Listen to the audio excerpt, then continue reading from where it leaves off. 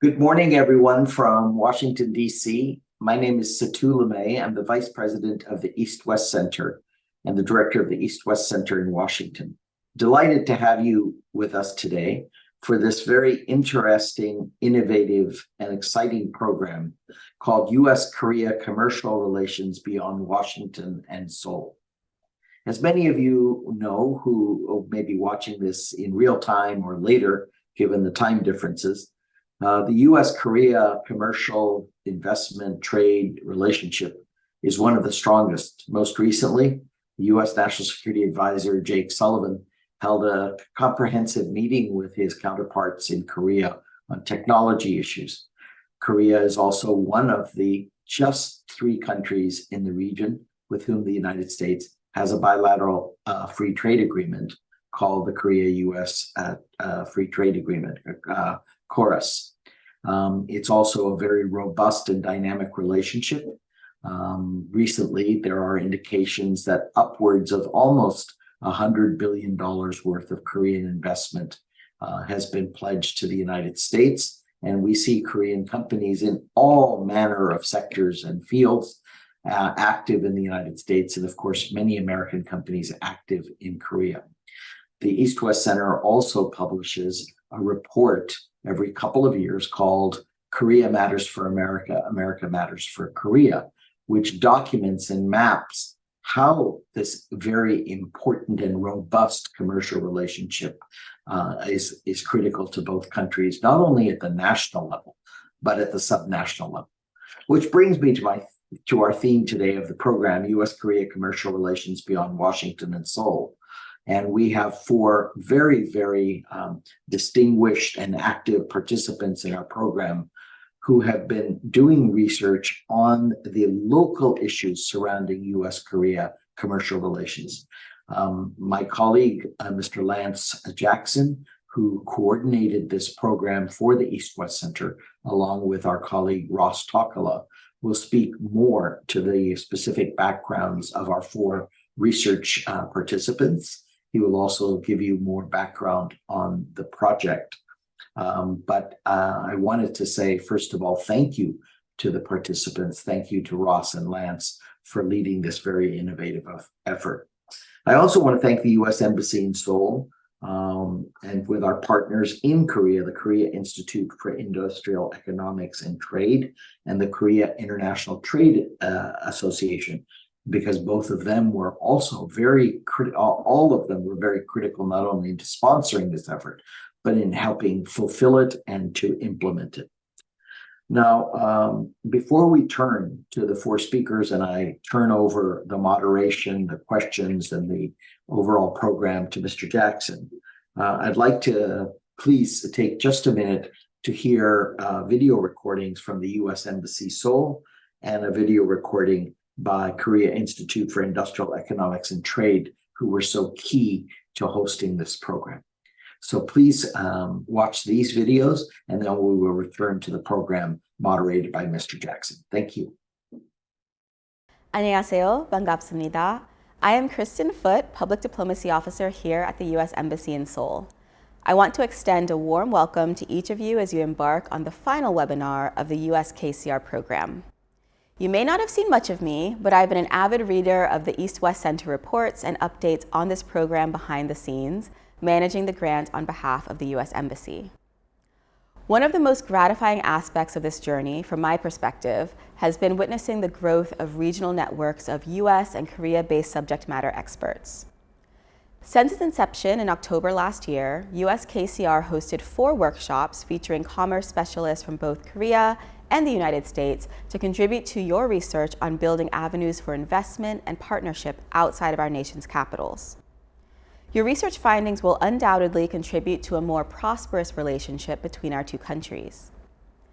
In the midst of a rapidly global, evolving landscape marked by Russia's war in Ukraine, China's increasing assertiveness, and shifts in the global economy, there is a heightened demand for U.S. and Korean leaders to actively shape regional and global environments. This was reaffirmed by the United States, Korea, and Japan during the 2023 Camp David Trilateral Summit, where President Biden, President Yoon, and Prime Minister Kishida agreed to cooperate trilaterally on supply chain resilience, particularly regarding semiconductors and batteries. Your research, which focuses on businesses and industries in regional areas, aligns seamlessly with these critical issues. Dr. Kim and Ms. Lee from Korea researched on supply chain strategy with a focus on semiconductor industry in Gyeonggi and the free economic zones in Ulsan. Meanwhile, Mr. Han and Mr. Johnson from the United States discussed U.S. investment strategy, emphasizing its role in both Virginia and Texas. I eagerly anticipate reading your final papers and look forward to sharing key takeaways with my colleagues in DC. I'd like to thank you all of you experts from Korea and the United States for joining us today. Special thanks to East-West Center and to Dr. Satulamaye, who will be moderating today's event. As we approach the holiday season and the new year, I extend warm wishes to all of you. For those of us joining from Korea, 새해 복 많이 받으세요. 감사합니다. Good evening and good morning, everyone. I'm In Kim, the Vice President of KIET. First, I'd like to congratulate everyone for successfully convening this webinar, U.S.-Korea Commercial Relations Beyond Washington and Seoul, USKCR. The U.S. and Korea have an intimate trading relationship. The U.S. is Korea's second largest trading partner, and Korea is America's seventh largest trading partner. More importantly, Korea and the U.S. share similar values. We are like-minded countries and our economic cooperation reflects this. But this cooperation should not be limited to the two countries' capitals. In Korea, nearly 50% of the entire population is concentrated in the Seoul metropolitan area. The government has sought to mitigate this through various measures targeting more balanced national development. To achieve this, I believe it is essential to explore the effects of U.S.-Korea trade on regions outside the capital areas of both countries. I appreciate everyone's hard work on this timely research undertaking. I expect that the participants in this webinar will find the content of the research presentations and discussions today illuminating. KIET will spare no effort to ensure the success of the USKCR program following the conclusions of today's event. With that, I would like to conclude by thanking the Vice President Satulamaye of the East-West Center, all the working level staffs, and the U.S. Embassy in Korea for organizing today's webinar. My appreciation also goes to our Korean partners, KIET and KITA, for their great effort in putting this webinar together. Thank you and 감사합니다.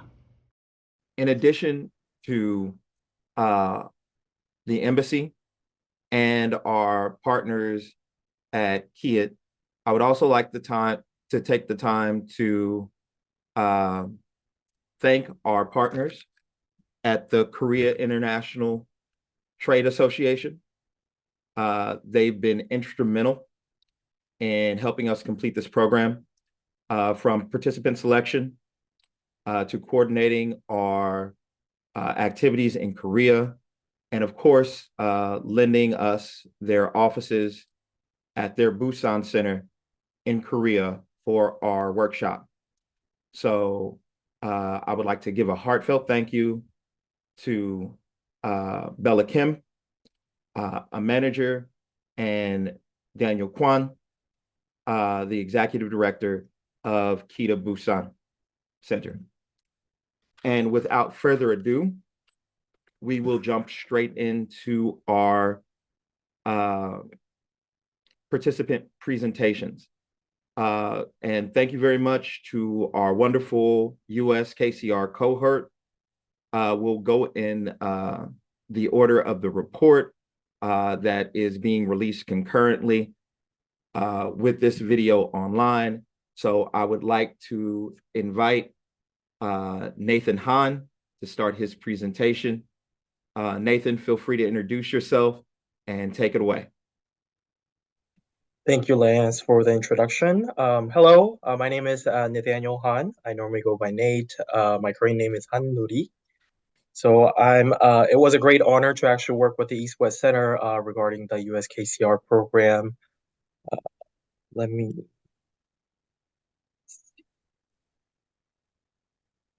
Okay. Just wanted to make sure that everyone can see my screen now. So, my topic has been regarding the Korean SMEs assessing investments opportunities in US for their global expansion. Um, so, okay.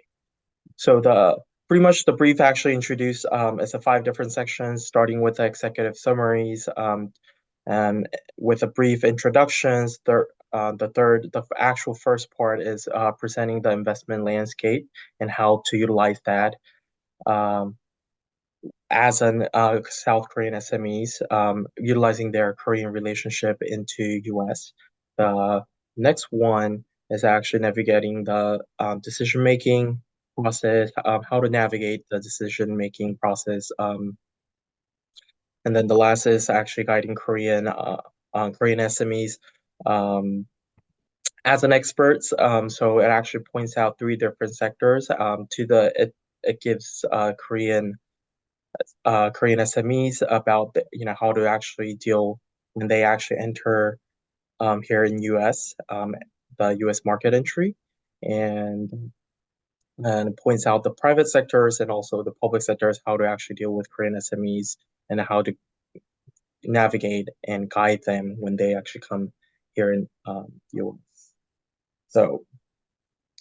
So executive summary. So as briefly mentioned previously, points out 3 different things: opportunities for Korean SMEs, how to leverage their connections in South Korea for U.S. market entry. Second thing is the critical factors for SMEs, and also I divide into 4 different phases, which I'll go in depth later on. Then the lastly is guiding the Korean SMEs, essential considerations guiding Korean SMEs through the process of U.S. market entry, which is divided into 3 different sections, as mentioned, to Korean SMEs, public and private sectors. So in the introductions, within the intro, it points out, since the beginning of the Biden-Harris administration, there's over $100 billion investments from South Korea to United States. Focus industries has been on the semiconductors, EVs and batteries, biotechnology, clean energy, and culture.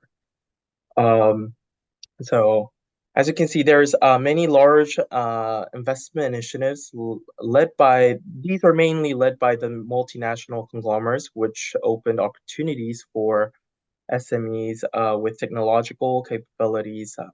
However, unlike the multinational conglomerates, SMEs face obstacles like time constraints, financial burdens, and unforeseen risk in emulating their large counterparts in entering the US market. The brief aims to help SMEs by compiling insights from personal experience, expert guidance, media sources, and recognizing the various circumstances and government responses for each company. So the following slide has more information regarding the current investment landscape. So as you can see, the present investment landscapes are investments since the Biden-Harris administration, which is over $1 billion investments to United States. So why is this important to the South Korean SMEs? Venturing into a new business environment, particularly when establishing a business in a foreign country, can be really challenging. The focus is on the obstacles of international expansion, emphasizing the crucial role of securing a reliable business partner. I suggest that SMEs from South Korea, following large multinational conglomerates into United States, benefit from existing business clusters where partnerships are established and municipalities prioritize the formation of such clusters. Also, evolving dynamics indicating that while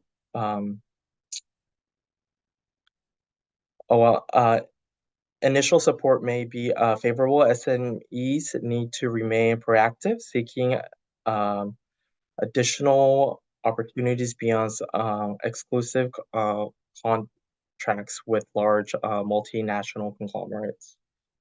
So for the navigating decision-making complexities, I suggest 4 different phases.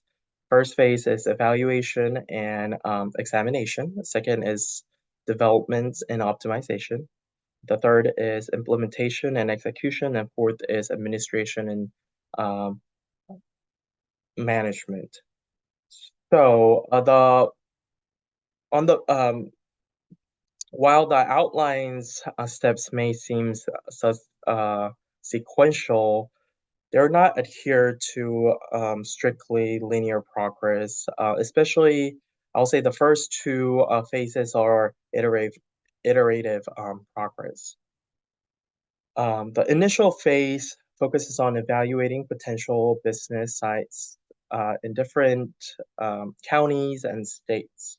The key aspects include assessing site selection cost, conducting thorough risk analysis, and seeking financial planning and strategic guidance from consultants and local experts. Obtaining second opinions is a crucial milestone, helping narrow down potential locations. The evaluation process includes reviewing logistics, regional factors, and accounting tax considerations. The phase also involves coordinating introductions to local through professional networks. On the development optimization phase, this phase focuses on strategic site selection through internal assessments and external comparisons with consultants. It involves the incorporation process, including reviewing corporate documents, entity structuring, registration procedures.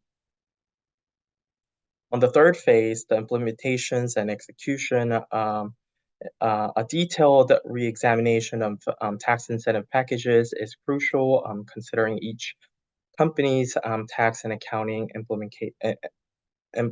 implications.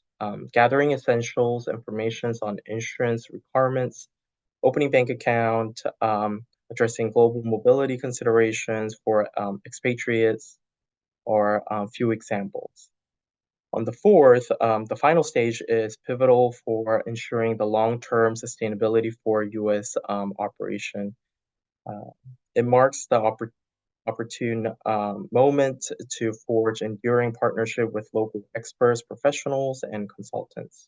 Also, building strong relationship with outsourcing companies that are crucial for efficient and profitable U.S. operation.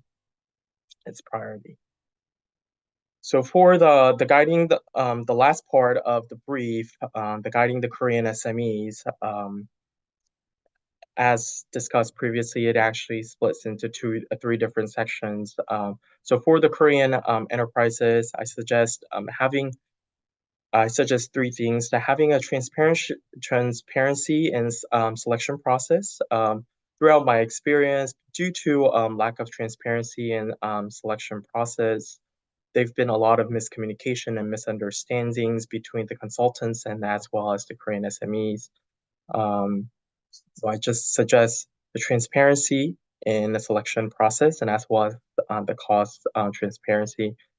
Having the budgets up front and then letting the consultant know how they will be navigating based on the cost can actually support, will give better understanding for the consultants to provide better price selections to the whole as mentioned previously. Lastly, the Korean enterprises tends to use the consultant as more like a guideline. However, they still do their own way. A lot of times I've seen cases and based on my interviews with other consultants like CPAs or law firms, they haven't really trusting the consultant. However, since they are experts in the US market, I suggest Korean enterprises to trust their consultants a little bit more and then actually work collaborative and then cooperative. So on the private sectors, despite the CPAs, law firms, and any consultants, um, you know, I I believe you have to recognize the challenges up front. Guiding the Korean SMEs is it is really hard than really expected.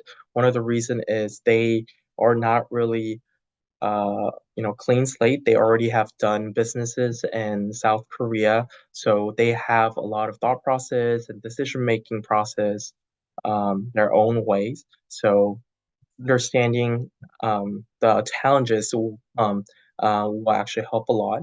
And also adaptability aspect is really important because the uh, because it is important to understand like how they function, understand their reporting structures, understand the difference between the U.S. and the Korean markets. You know, that will actually that is suggested to the private sector. On the public sectors like governments or the EDOs, ha having a clean and then clear tax incentive guidelines is uh, always great. A lot of Korean companies tends to actually look into the websites or look for materials prior to actually talking with actual public sector professionals. So having that will help even getting into the initial meetings. Also, emphasizing the symbiotic, partnerships to the Korean SMEs are really crucial. Since the Korean SMEs, they tend to think like the public sectors has been a one-off, initiatives or partnerships based on the tax incentives. However, they need to understand the Korean SMEs needs to understand, and also the public sector needs to emphasize that it is an ongoing partnerships until as long as their U.S. operation has stayed in the local. Lastly, providing capabilities and limits upfront to the Korean SMEs are really crucial and important. Korean SMEs ask tons, ask a lot of questions regarding capabilities and limits. However, uh, it is sometimes unclear that the capabilities and limits are uh, yeah it is unclear sometimes the capabilities and limits which might it is unclear a lot of time because due to since there's not since they don't really provide capabilities and limits upfront, but they said we can venture on the way in later on. Sometimes it will actually cause a lot of misunderstanding and also miscommunications between Korean SMEs and public sectors. So yes, that was my brief was includes a lot more information regarding what I presented. But thanks for listening. Thanks for watching. I hope you enjoy reading my briefs. And if you have any questions, I'm more than happy to answer right now. Sure. And I got a little bit ahead of myself when I started it. So Nate, thank you very much for that presentation. as the Assistant Director for Korean Corporate Services Group at Seville's North America, you have a ton of experience working on these things, helping Korean companies navigate the space between in business, between businesses, but also between governments and getting everybody certified and whatnot. So thank you very much for your insights into this. And let me just appraise everybody about how this is going to work. Our participants are going to be presenting for about 10 minutes each, and then we're going to follow it up with a little bit of question and answer from myself, and also allow me to introduce Mr. Jay Park. He is a Foreign Service Officer at the U.S. Embassy in Seoul. Jay's specializations include international business development, research for technologies related to industries, establishing and negotiating foreign partnerships, finance and accounting management, and investor relations. We are grateful to have him with us today to be able to leverage his experience as our guest commentator. So now we're going to begin the question and answer portion. We also have, on the live stream, we'll also be accepting questions there if there's any time. So now I would like to, before I dig in, I would like to open up the floor to Jay, if you have any questions regarding Nate's presentation. Thank you, Lance. Can you hear me? Sorry. Yes, we can. Okay, great.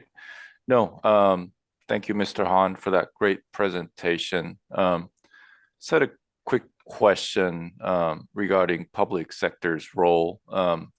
When you say clear tax incentive guidelines, could you kind of elaborate more on that? Like what sort of like I'm guessing many state EDOs already probably publish some of these incentive guidelines maybe online, or is that not the case? I'm not too familiar with how state EDOs typically disseminate their guidelines. Could you elaborate on that?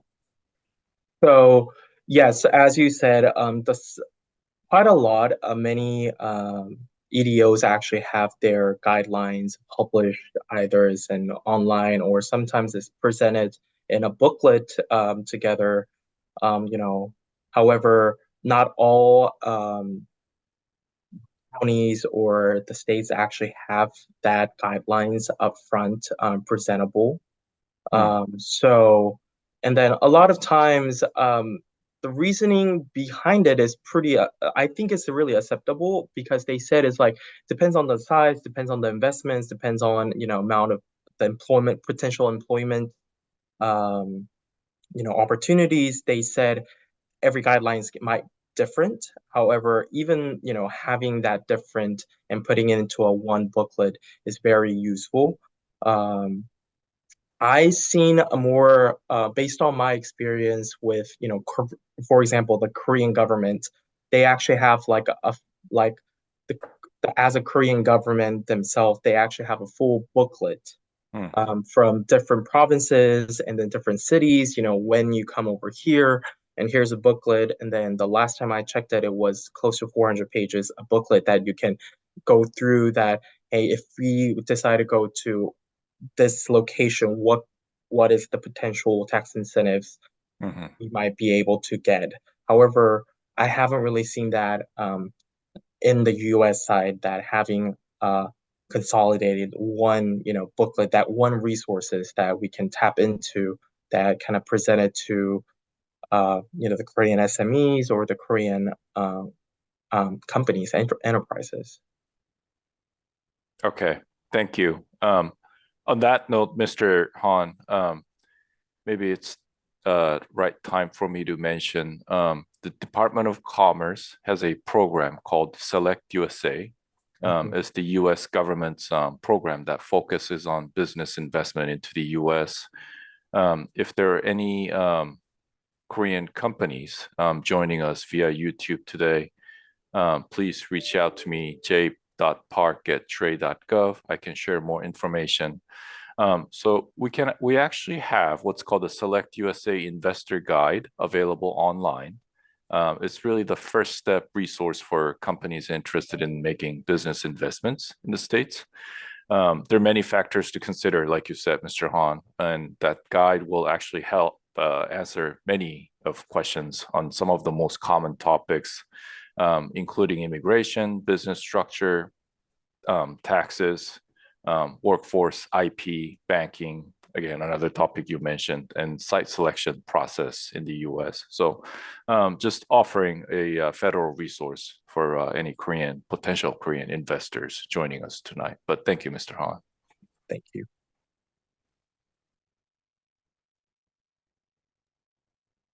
Nope, I think you're muted, Lance, if you're speaking. Sorry. I would like to follow up just on one aspect, especially, given our discussions at various roundtables. And when you're talking about SMEs and, this kind of this information deficit that they have to overcome, where do you think other organizations that fall in that aren't exactly EDOs, like chambers of commerce, industry associations, and things like that, do they have a role to play here, and how can they play it well? So I believe there is definitely a rules. There's been a lot of, for example, I was so this year the Hansang, the World Korean Business Convention, has been hosted in the Anaheim, Orange County this year, back in October. So I was lucky enough to actually become the master of ceremony for one of the MOUs between the Korean American Chamber of Commerce and with the Council of Supply Chain Professionals and the KBIZ, which is which represents the 98% of the Korean SMEs. They represents about close to 7 million Korean SMEs in South Korea. So by doing these activities, there is definitely a big roles, like Korean American Chamber of Commerce, the people who speaks and understands both languages and also the cultural aspects. There is definitely a role that they can play. However, still, I think it is still a really initial and early stage regarding what they're doing so far.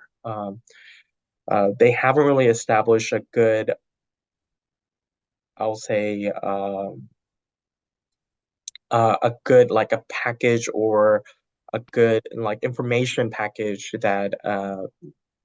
So that being said, I think there is a long way to go. However, more interest we have, there's going to be more resources available, because there's going to be more. It's just like any other investments. Like you need to have these interests and participations to the Korean American Chamber of Commerce or the Korean Expatriates Associations. More investments you give in and more participation you have, that will give it back to the Korean SMEs or the Korean enterprises in the United States. So yeah, I'll leave it right there. All right. Well, thank you very much, Mr. Han, for that wonderful presentation and entertaining all of our questions. Next, I'm going to move on to Dr. Hyung-Gul Kim, an associate professor at TLBU Law School, specializing in special economic zones and foreign direct investment. His research focuses on developing preferential investment zones for Korean companies in rural areas of the United States and preferential investment zones for U.S. companies in Korean provinces. And with that, I would like to turn the floor over to you, Dr. Kim. Thank you, Lance. My name is Hyung-Gul Kim, and I'm Associate Professor of Economic international economic law at TLBU Graduate School of Law since 2020. Before joining to this school, I was a CEO of Ulsan Economic Promotion Agency at Ulsan City. As you know, Ulsan City is a hometown of Hyundai Motors, Hyundai Heavy Machinery Shipbuilding, and also SK Energy and several other chemical oil refinery companies. So I'd like to share my theory and experience in international economic issues. Let me share my slide.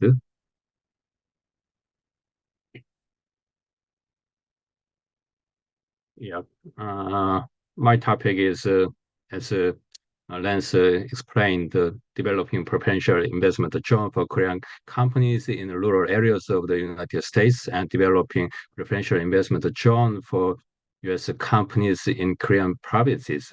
Let me first overview the current climate of international investment and trade. The global trade and investment pattern of multinational enterprises, M&Es, has changed dramatically recently due to the increasing transportation and logistic management risk and exit of U.S.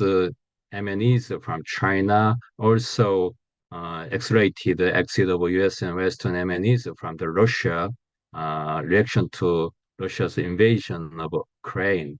And second, the regulatory and policy environment in the United States have changed also. The Biden administration has focusing on the industrial strategy to revitalize the U.S. manufacturing base, strengthening critical supply chain. Also, the Congress has passed the CHIPS and Science Act and the IRA in order to strengthen U.S. supply chain, create a job, promote economic growth, and attract foreign direct investment into United States. In order to enjoy the benefit of IRA, the Korean conglomerates such as Hyundai, Samsung, SK, rush to invest their manufacturing facilities into United States. So it is apparently clear that the Korean companies are trying to invest into United States from now on, although they invested manufacturing facilities in China or Asia, but they are turning to the United States in order to enjoy the benefit from the IRA or other U.S. policy. So let me also developing preferential investment zone for Korean companies in rural areas of the United States. Currently, as of last year, the big four Korean conglomerates announced totally $56 billion investment in the United States, mostly in Georgia, Tennessee, Alabama, or other major U.S. states. So, with the investment by the big conglomerates, the SMEs supplying to materials, equipment to the mega plant also try to invest, build their plant in the United States. But why do we need preferential investment zone for Korean companies?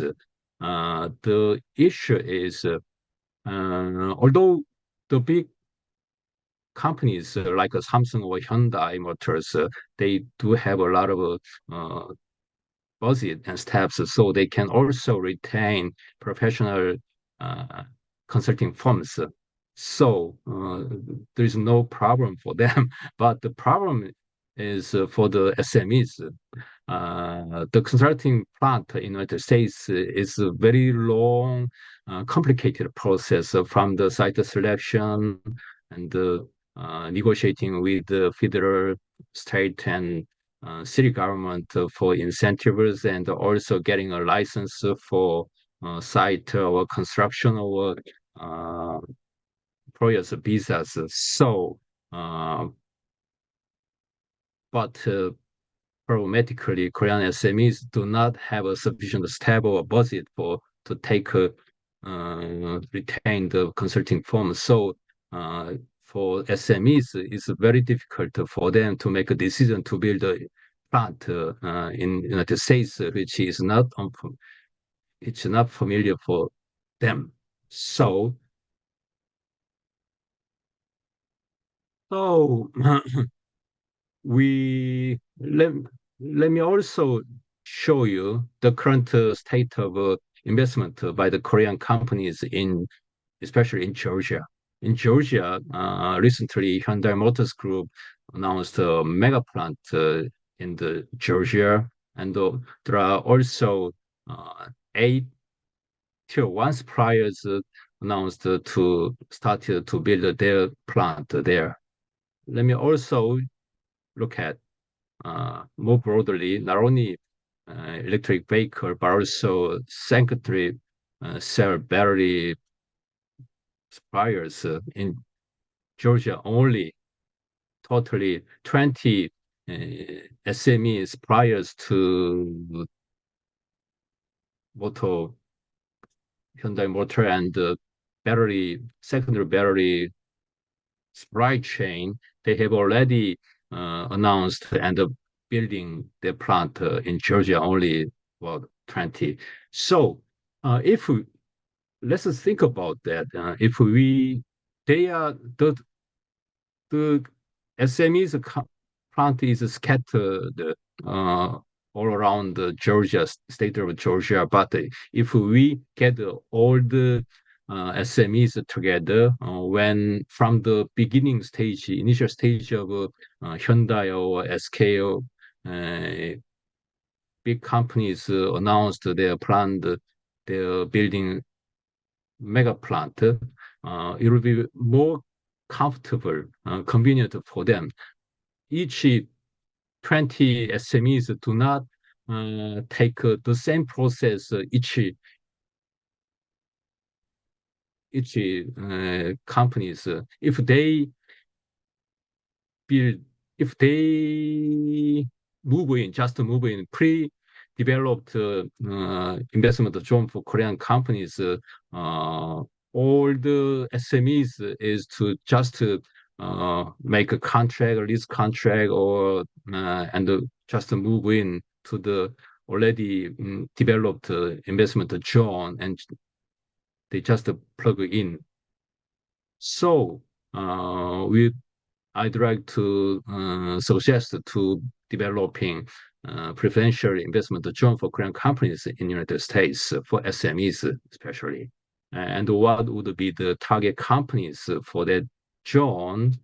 First, SME manufacturing parts and materials, and the R&D labs that wish to develop technology with U.S. partners, and startups that plan to establish U.S. ventures.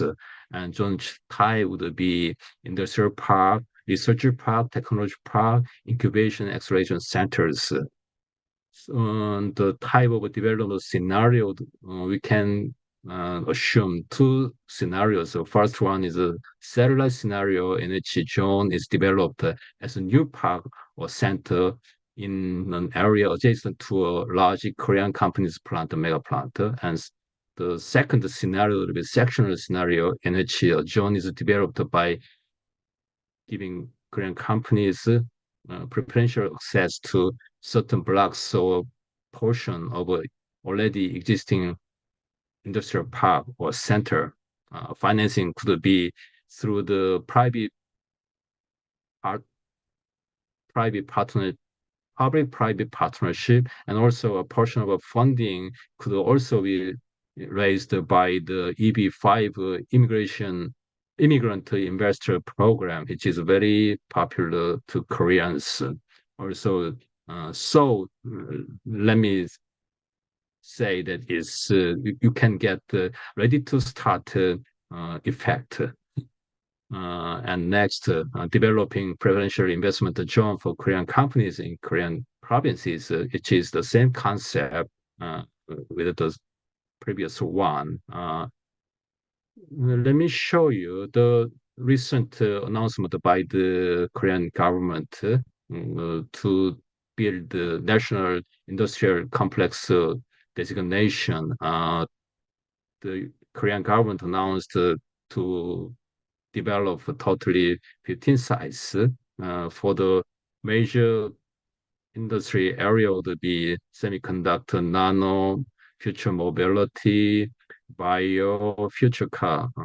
Most will be similar with the focusing industry by the United States government currently.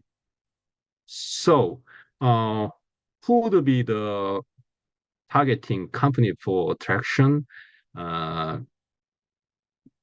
Korean government, Korean industry, Korean big companies are taking the modest factory strategy, in which model factory that houses advanced high-tech facility is established domestically to support mass production factory abroad, like a mega plant in the United States, Georgia. So U.S. companies in the equipment manufacturing, software development, technical consulting, and high-tech material manufacturing sectors can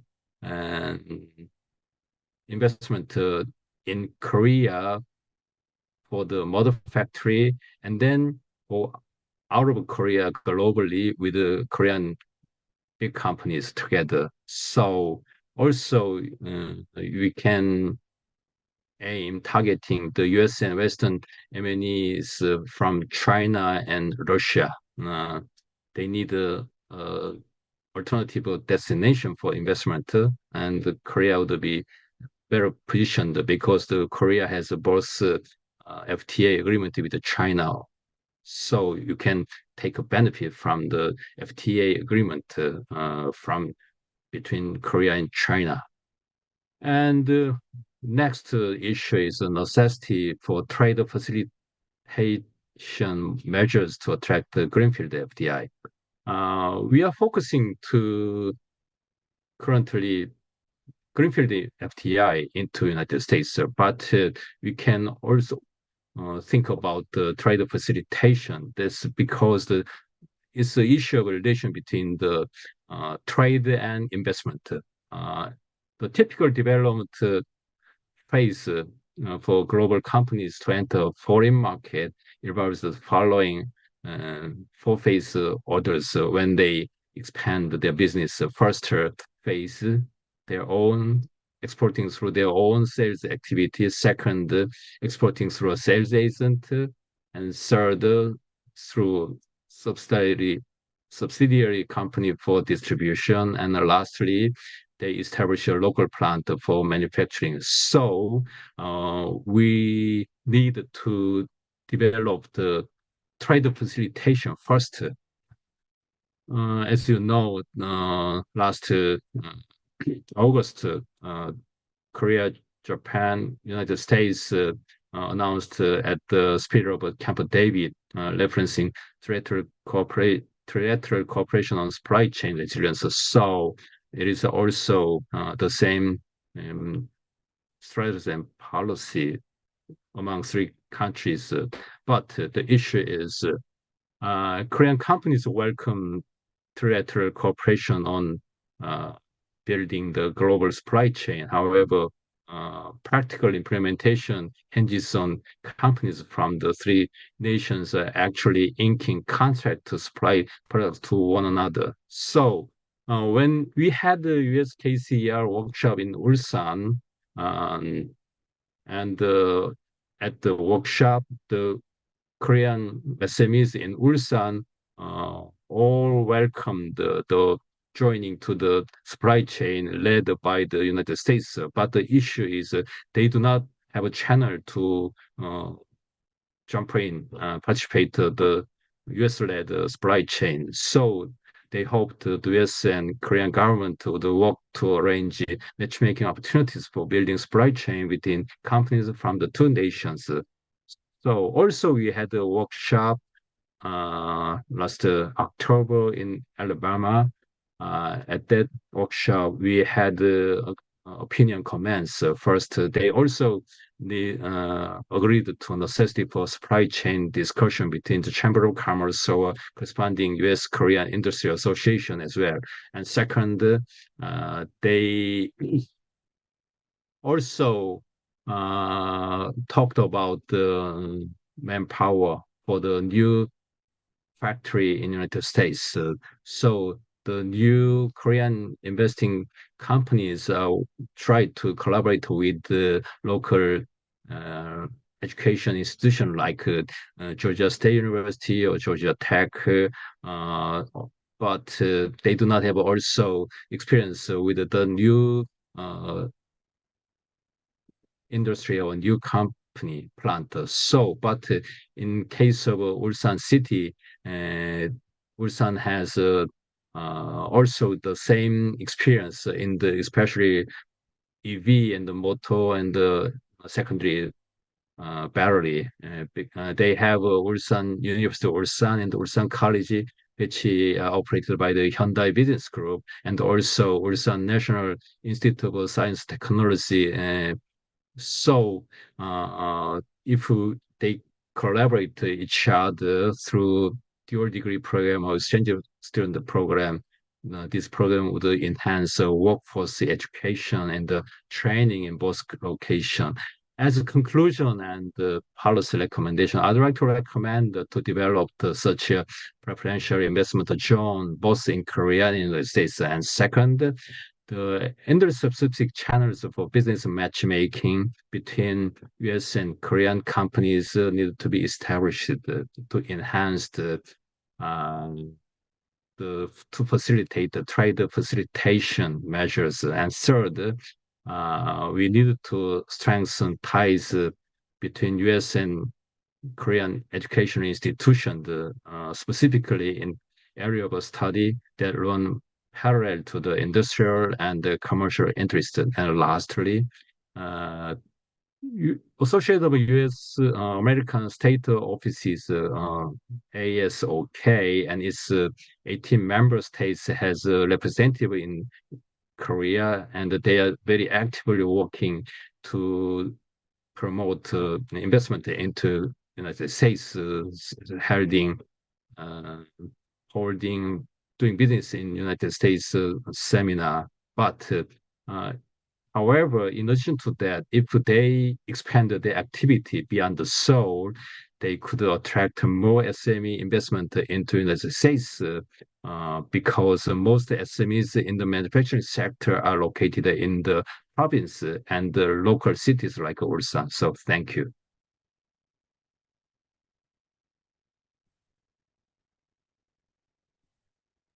Thank you very much for that presentation, Dr. Kim.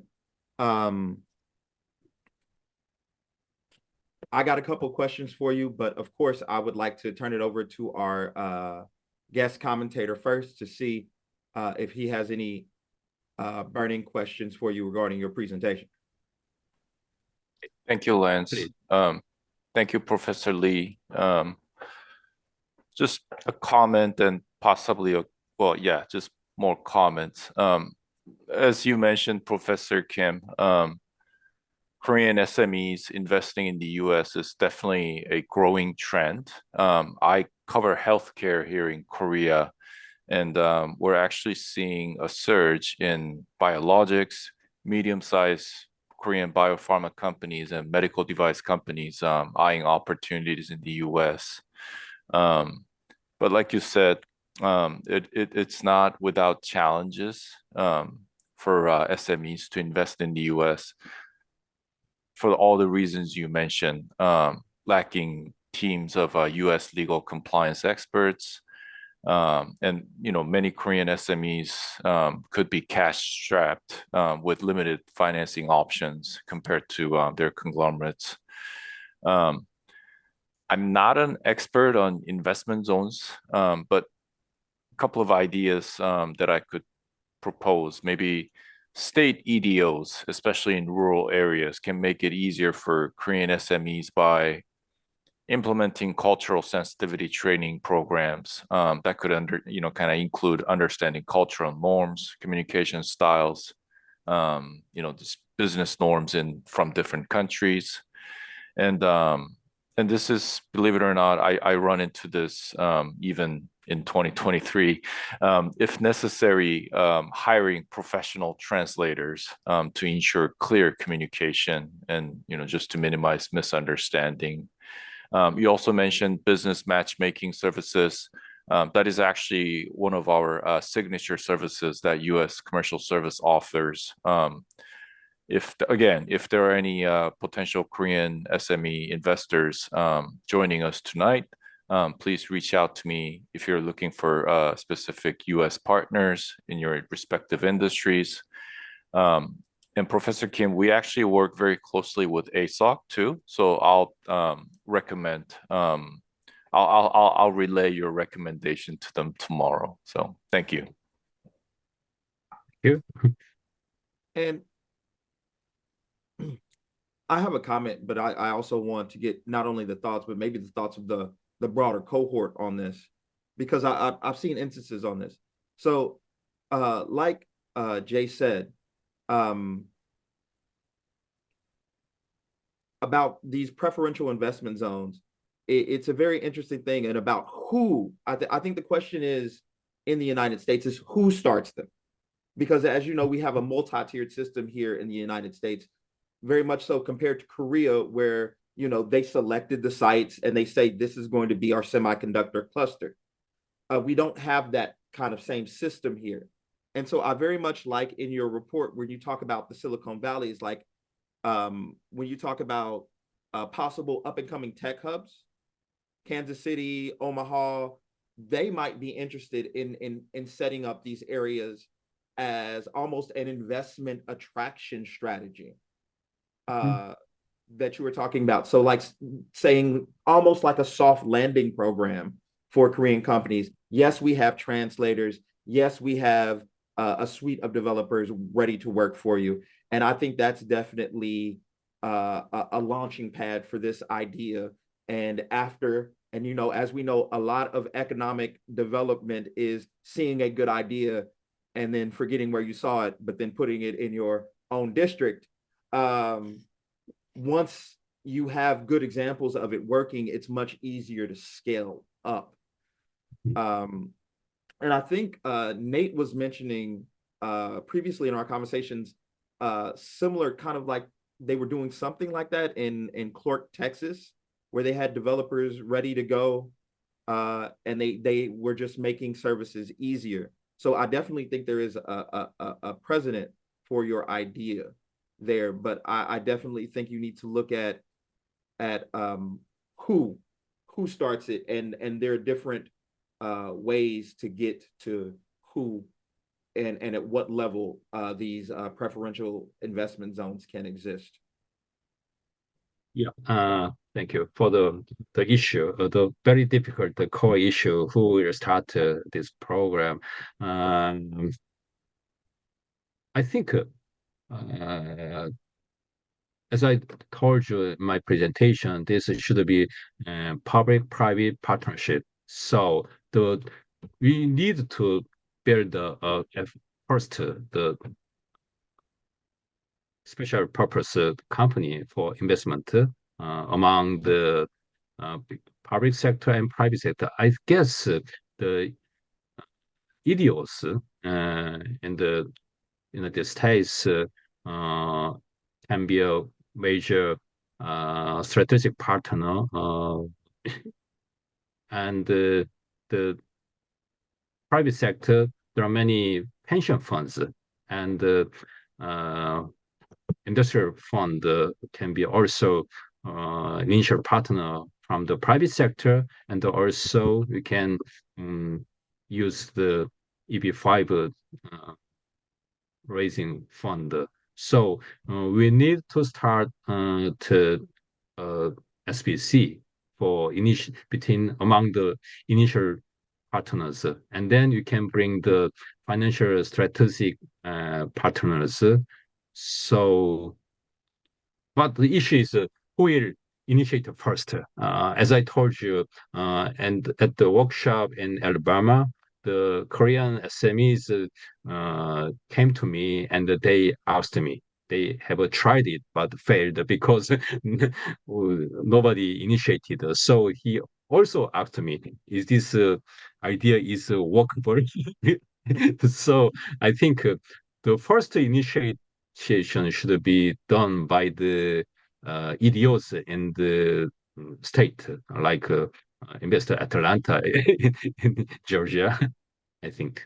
Thank you. Okay. Well, very interesting. Lots to discuss here, but just having to move on for the sake of time. Thank you very much for your presentation. Next, we're going to move on to Christopher Johnson. Christopher is the Director of Economic Development for James City County, Virginia. He is researching approaches to cross-cultural decision-making and opening the door for Korean business to locate in James City County, the Hamptons Roads region, and the Commonwealth of Virginia. And with that, Chris, the floor is yours. Thank you, Lance. Good morning, everyone, or good evening for those of you in Korea. I appreciate you staying up late today and being part of this presentation. Specifically, I'd be remiss if I didn't initially thank the generous support of the U.S. Embassy in Seoul, as well as the folks, Lance and Ross and Satu and everyone at East West Center for making this program possible. It would not be possible for someone at my level as a local economic development official to have participated in a program like this, let alone to have traveled to Korea, to met with the various organizations, to met with this wonderful cohort of professionals, to Nathan and Dr. Kim and So-Hyun. I've learned so much from all of you, as well as our meetings with the individuals at the various trade organizations with KIET and KIET. And those in Atlanta. It's been a very valuable resource for me, and I've learned so much more from you than I hope to be able to contribute a little bit on my end back. But certainly, I just wanted to thank you all up front for that opportunity. As Lance mentioned, my name is Chris Johnson. I'm the Director of Economic Development in James City County, Virginia, which is a relatively small suburban locality of about 80,000 people located in southeastern Virginia along the coast, central on the eastern seaboard of the United States. We are located about 3 hours, 2.5 hours south of the nation's capital in Washington, D.C., and about a half hour south of the state capital in Richmond.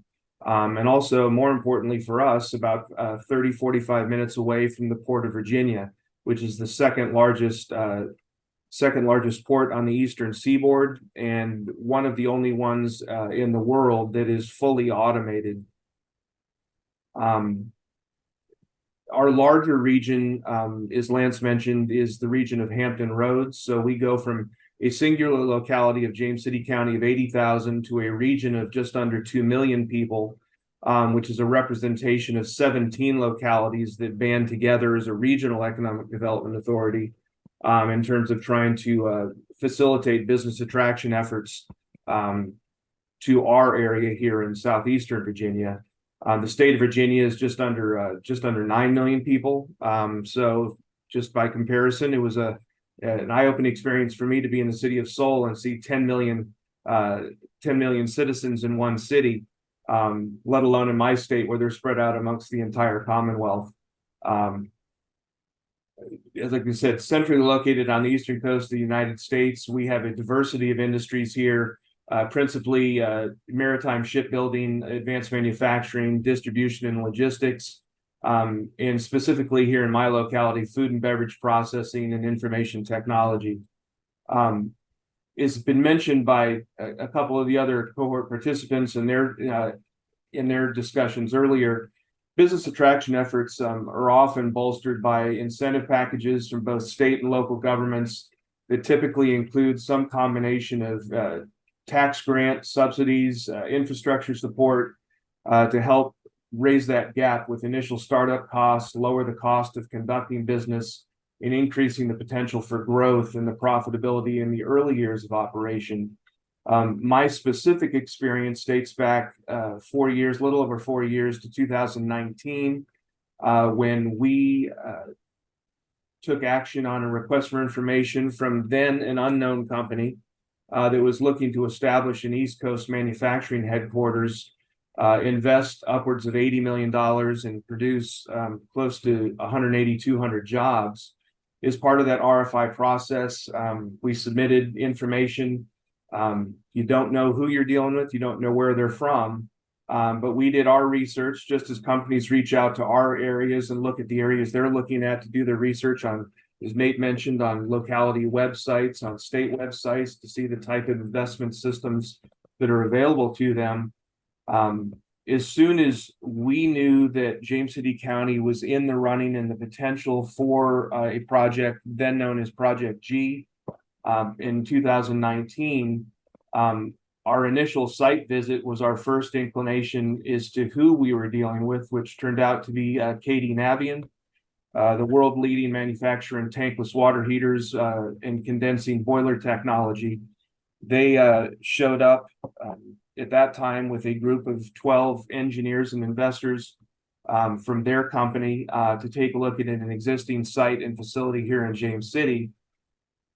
So we quickly pivoted at the locality level and reached out to the Virginia Asian Chamber of Commerce at the state level, our regional partners at the Hampton Roads Alliance, who helped us identify professionals and other Korean businesses in Southeastern Virginia, and gave us immeasurable support in providing legal, regulatory, engineering, and administrative assistance to making translators available for the second visit. We were much more organized when they came back again, and we had a half dozen translators available to not just facilitate discussion between the parties and the executives, but when you're speaking engineer to engineer, that's an entirely different language, even when you speak the same language. So having that range of support and having folks that had already established Korean businesses to be able to speak to the process of doing so was, I think, a tremendous positive for both our locality and our region and our state. And we also brought in officials with the Port of Virginia who had direct experience dealing with the port cities, certainly of Ulsan and Busan, and establishing the commonalities between those two areas was also, we think, a major incentive for us. The bulk of my research was not focused on the financial incentive, but on having to understand the cross-cultural decision-making process, the differences between the way Korean business decisions are made and the way the American approach tends to occur. The American approach is much more decentralized, promoting a flatter organizational structure, empowering individuals at various levels to contribute to decision-making, typically emphasizes very explicit communication with a focus on directness and clarity, places a high value on individual input, tends to be a little bit more risk tolerant, focusing on short-term gains and agility to adopt in the market. That was very different from what we initially researched and certainly what we found in our discussions with the executives with Navien. Korean business making being more hierarchical, emphasizing respect for authority and seniority.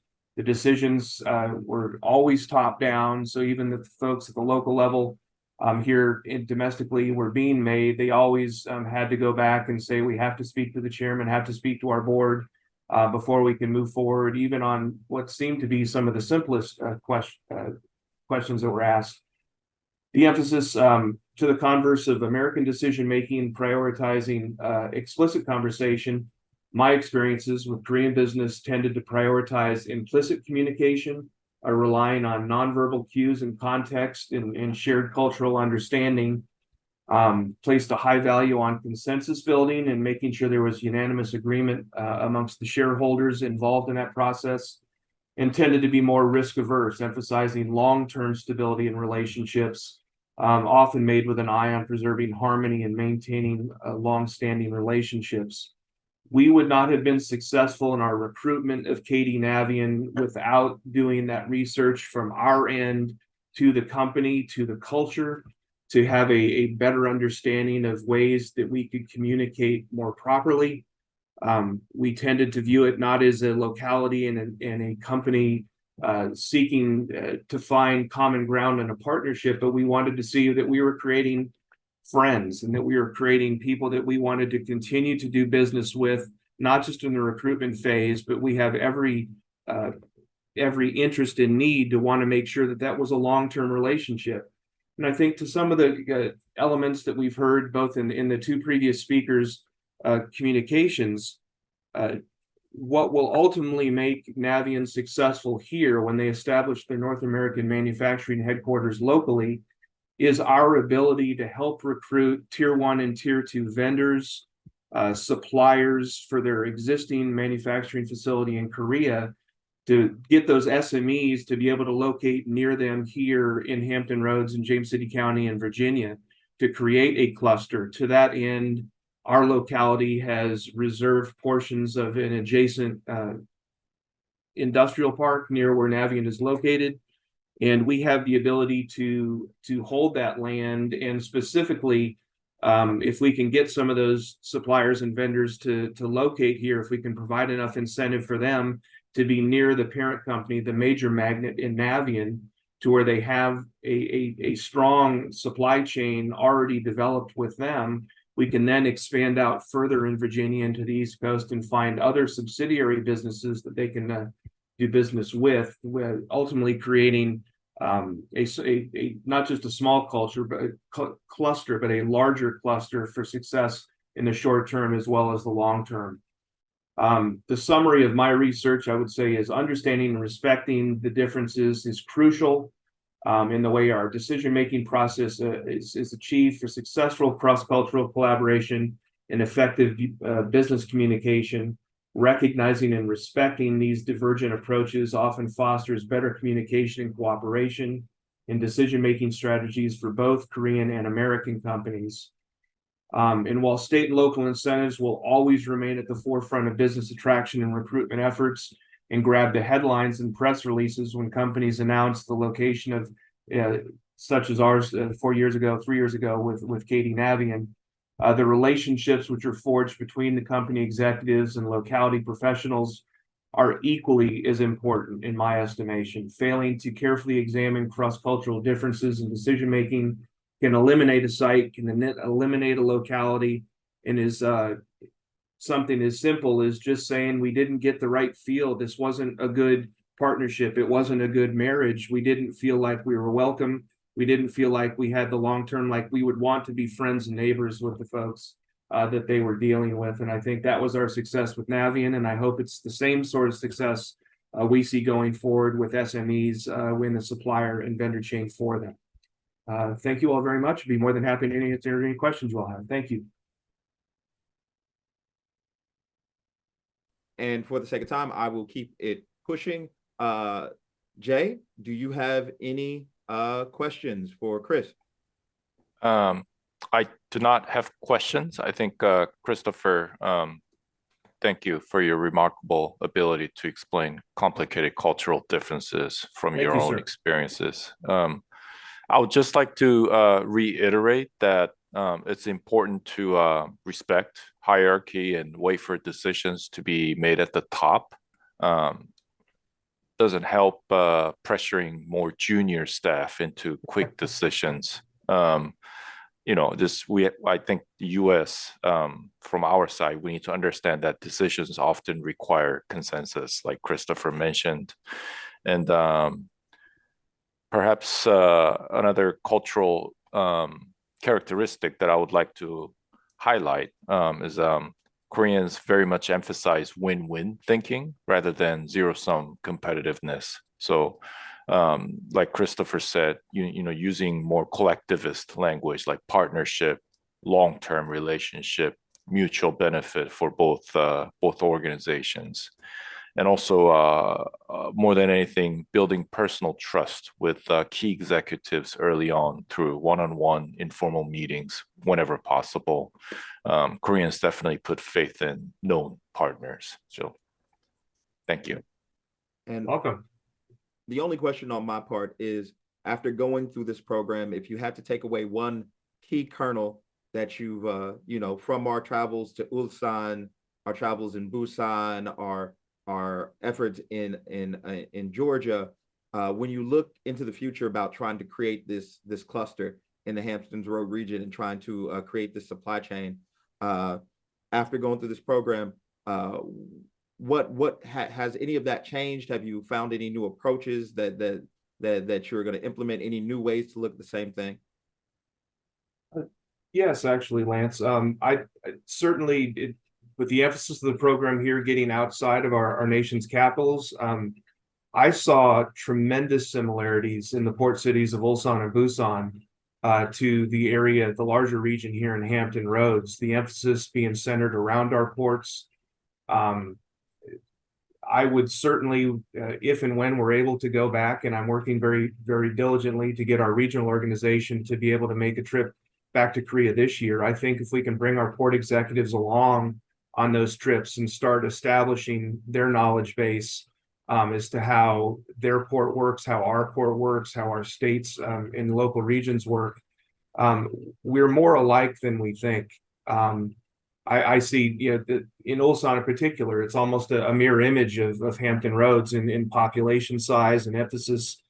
We certainly don't have the major draw of a Hyundai, but with Newport News shipbuilding here, maritime industries, maybe there's economy of scale to be gained from the way the port operations work, that we can help expand operations to the extent that we've reserved areas near Navien for being able to get those suppliers in.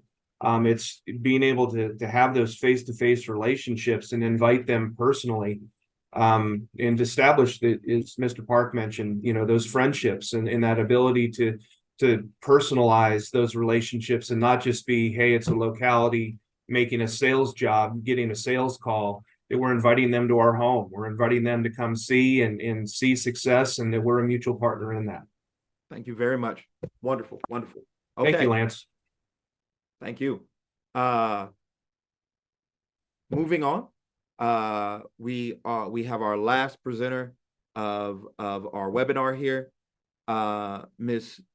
Soo-Hyun Lee. She is an international trade and economy policy researcher at Korea National Diplomatic Academy. She has been researching the global value chain, GVC, of the semiconductor industry in the US and Korea. And without further ado, the floor is yours. Thank you, Lance.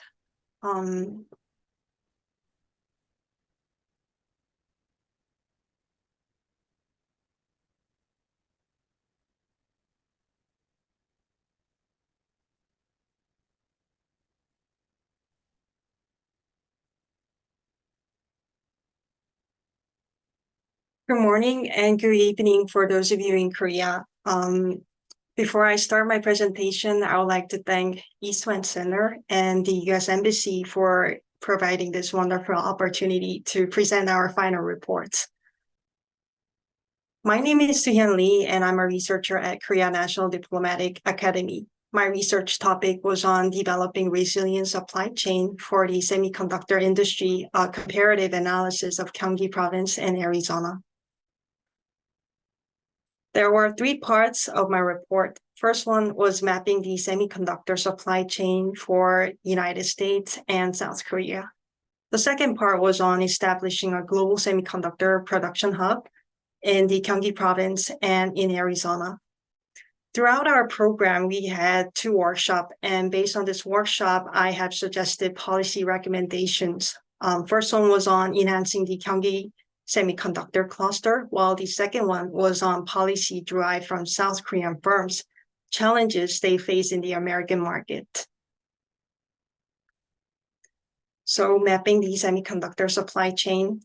For South Korea, It is the second largest semiconductor producer globally with 21.5% market share. It is also the third highest spender on semiconductor manufacturing equipment, investing 16.8 billion in 2020.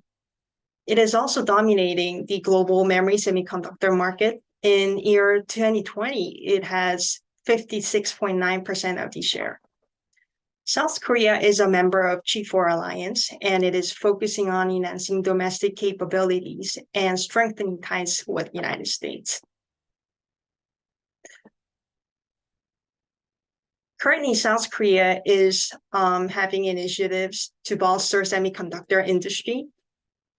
Certainly, Special Act to protect and foster a national high-tech strategy industry is one of them. This legislation grants tax benefits, regulatory exemptions, and incentive for companies producing designated national high-tech items such as semiconductors.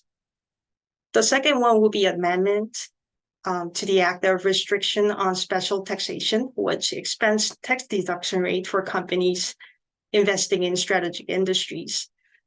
The National Assembly is currently considering further amendment to benefit the chip industry for the semiconductor in South Korea. For United States holds a competitive edge in the chip design, particularly for logic and graphic chips, and it is having advantage on research and development. For design companies, they have claimed over 68% of the global market share for chip design in the year 2018. Despite this huge advantage, they have heavy reliance on Taiwan and South Korea for advanced manufacturing. In order to mitigate the issue, they have the Biden administration have signed the Chips and Science Act to address the risk associated with geographic concentration in the semiconductor supply chain. So establishing a global semiconductor production hub for the Gyeonggi Semiconductor Cluster in Arizona Silicon Desert. For Gyeonggi Semiconductor Cluster, it has formulated to support plans for actively promoting incentive for substantial investment. For example, SK Hynix committed 122 trillion Korean won for Yongin Semiconductor Cluster, while Samsung announced it will be making investment around 133 trillion Korean won in the system semiconductor in the year 2019. So around 64% of the domestic semiconductor companies are headquartered in Gyeonggi province. For Arizona, after Biden administration took office in 2021, companies have been pledging over $58 billion since 2021. For TSMC, it has increased its investment over $28 billion, while Intel has promised to make investment for $30 billion. So in total, Arizona have invested 100 million of its American Rescue Plan funding into the state's semiconductor industry. Policy recommendations based on US and Korea workshop. In order to enhance the Gyeonggi Semiconductor Cluster, I have suggested 3 different solutions. First one is market diversification. As I've mentioned before, South Korea dominates the memory chip market, holding around 56.9% market share. However, I emphasize greatly upon improving non-memory chip sector. South Korea is currently making investment. The government and Samsung Electronics promised to make an investment on advanced logic semiconductor in Yongin by 2042. So it is imperative to understand non-memory sector and adopting diverse business approaches for the leadership for the market diversification. Second one would be incorporating SMEs into the semiconductor industrial cluster. According to one of your workshop, I heard from our participant that although SMEs are the backbones of the semiconductor industry, very often policies are disproportionately favoring large companies, such as mutual growth fund are heavily supporting the large companies. Despite its importance, not many investment are being done to the small and medium-sized enterprises. When producing semiconductor, there are three big parts, which is design, fabrication, and assembly testing. For South Korea, we are lacking a lot of design software and manufacturing equipment. And very often these companies are supported by small and medium-sized enterprises, which is why I have suggested to incorporate them and enhance their capabilities. In order to create industrial cluster for shared growth, companies like Samsung could strengthen its collaboration with domestic SMEs. For example, they could make an agreement with local chip production-related facilities and perhaps work on joint development to produce semiconductors.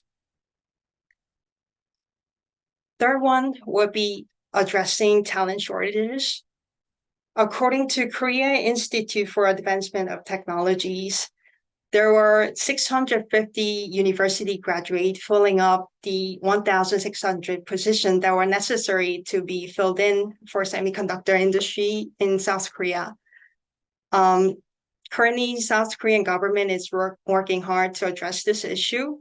For example, the KIET Act announced exception to the 1994 quota for a semiconductor department. So they are allowing more students from Seoul and Gyeonggi province to support the semiconductor industry. And education of ministry grants 54 billion won to university to nurture semiconductor talent. According to one of our workshops, they have there were policies requirements for incentivizing talent to work in SMEs, particularly in the fabless design and semiconductor manufacturing equipment sector.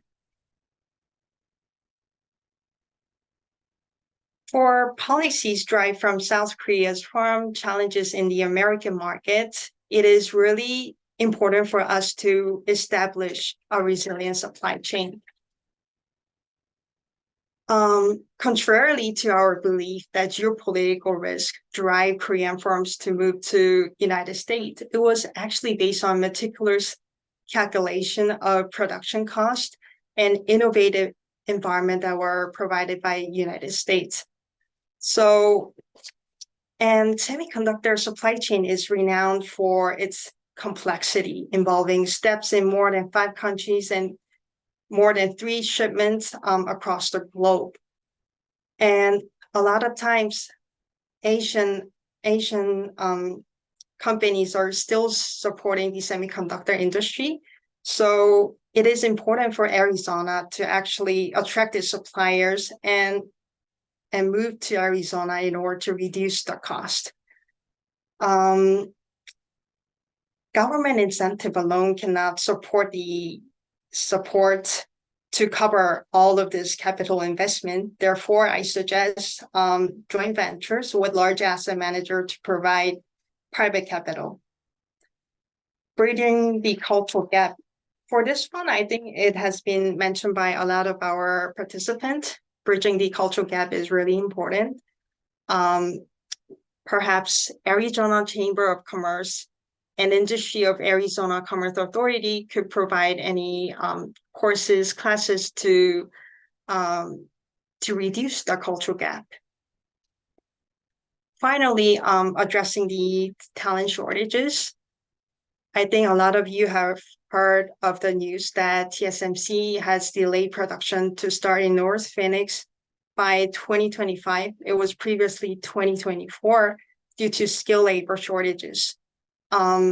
According to Deloitte report, it predicts a need over 100,000 skilled workers annually through 2030 for supporting the semiconductor industries. So I urge Arizona to leverage its domestic workforce while utilizing experienced foreign talent for job training and mentorship. So at the end of the day, the ultimate goal of South Korea and United States will be building resiliency in the semiconductor industry. So it is really important for us to cultivate capital and know-hows to make our supply chain resilient. This is the end of my presentation. Thank you for joining us.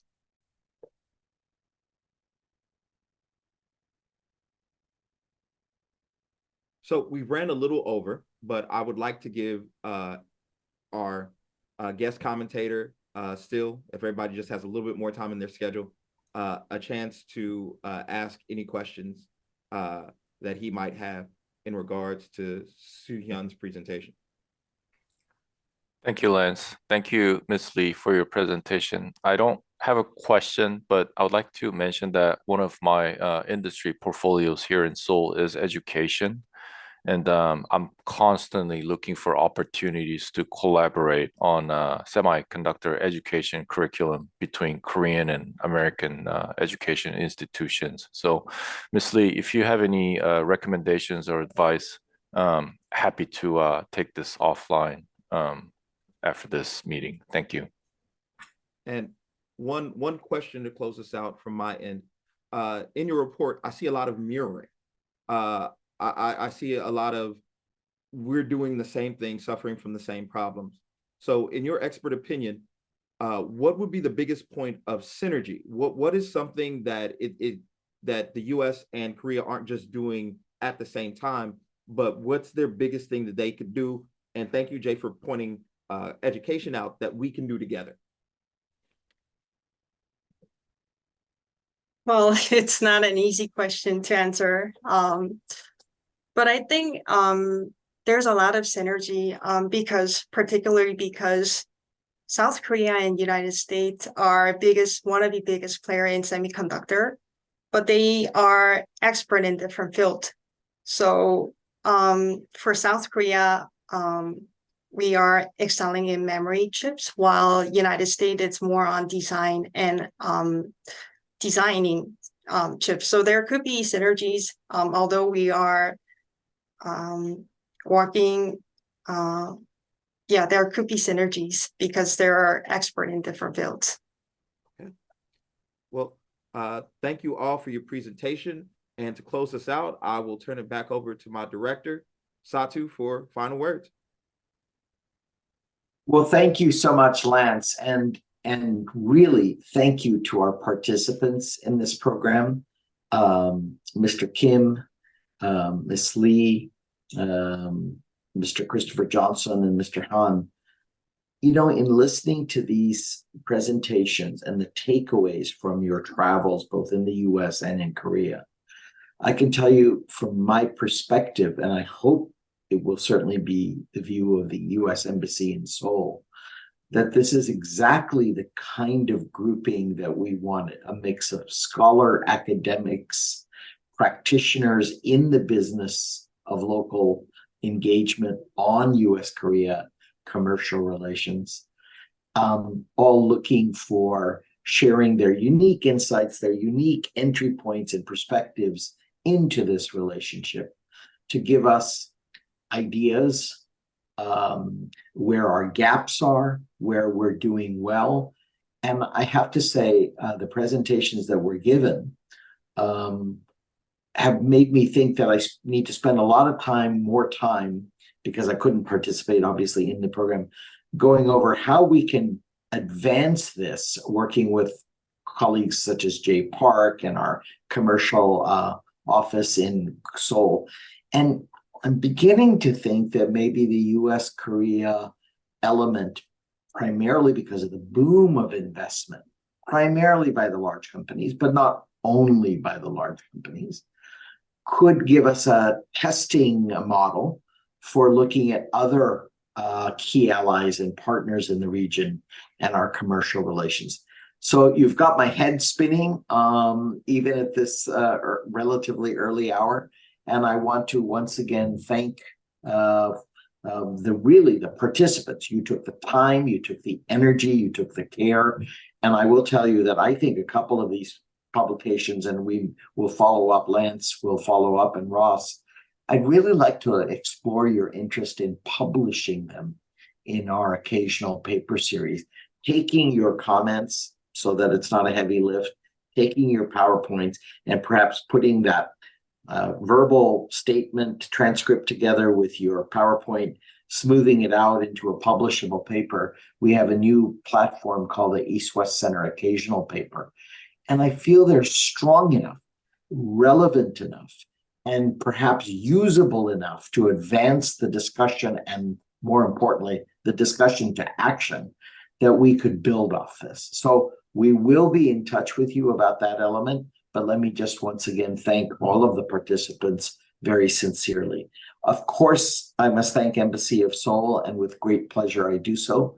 We look forward to our continued engagement with our embassy in Seoul, and will in fact be there for the US-Japan ROK Trilateral Forum coming up in 2024 in Busan, and very excited to be back in Busan.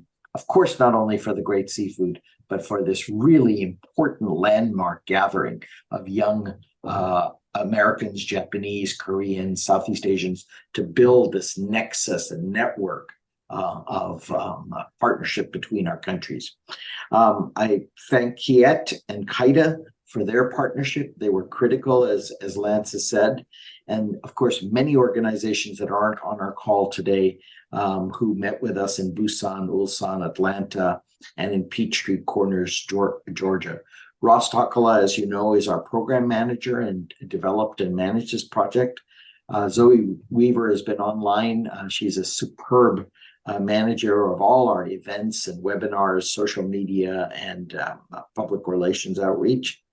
Jeanette Simmons did the publication design. I feel like I'm at the award ceremony at the Tonys or the some sort of Academy Award. But Jeanette did great work. And of course, let me conclude by saying a sincere and heartfelt thanks to Lance for traveling with you, for being with you, for engaging you. And we very much look forward to following up with you, as I said, about publications, next steps, ideas about where to go next. And of course, Jay Park and his team at the embassy will, of course, give us additional input, what we might do, what we might think about as we go forward. And at some point, I'd like to connect you. We've started a new governor staff program where I just took out to Korea and Japan staff preparing to go out to Japan and Korea from U.S. governor staff. Nevada, North Carolina, Hawaii, North Dakota were the first tranche, first cohort. And I'm thinking about ways already about how we might link your expertise as a briefing to the next governor staff program before they go out, so they can utilize your information. Let's say Virginia, we had someone from Georgia and Virginia next cohort, Christopher and Nate. Wouldn't it be terrific to get your briefings, some of your asks, as it were, put on the table before these representatives of governor staffs go out? So you've got me thinking. I'm energized, and I want to thank you all very much. I know it's late in Korea, and I thank you for staying up late. But with that, wishing you a happy holiday season to you and all who have joined us online or will see the YouTube video. And of course, best wishes for 2024. Be well, and thank you so much. Thank you. Thank you for having me.